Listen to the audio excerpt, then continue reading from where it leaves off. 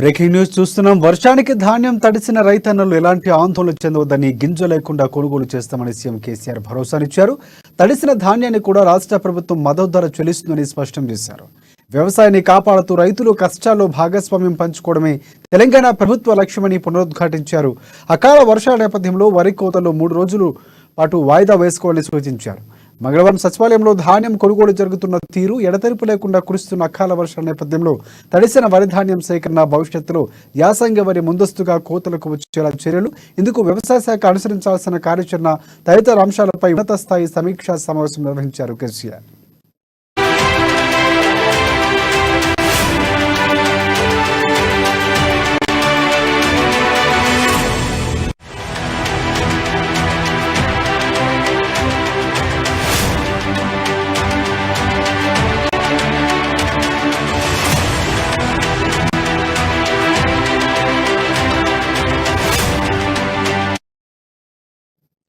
వర్షానికి ధాన్యం తడిసిన రైతన్నలు ఎలాంటి ఆందోళన చెందవద్దని, గింజ లేకుండా కోడి చేస్తామని సీఎం కేసీఆర్ భరోసానిచ్చారు. తడిసిన ధాన్యాన్ని కూడా రాష్ట్ర ప్రభుత్వం మద్దతు ధర చెల్లిస్తుందని స్పష్టం చేశారు. వ్యవసాయాన్ని కాపాడుతూ రైతుల కష్టాల్లో భాగస్వామ్యం పంచుకోవడమే తెలంగాణ ప్రభుత్వ లక్ష్యమని పునరుద్ఘాటించారు కేసీఆర్. అకాల వర్షాల నేపథ్యంలో వరి కోతలను 3-4 రోజులు వాయిదా వేసుకోవాలని సూచించారు.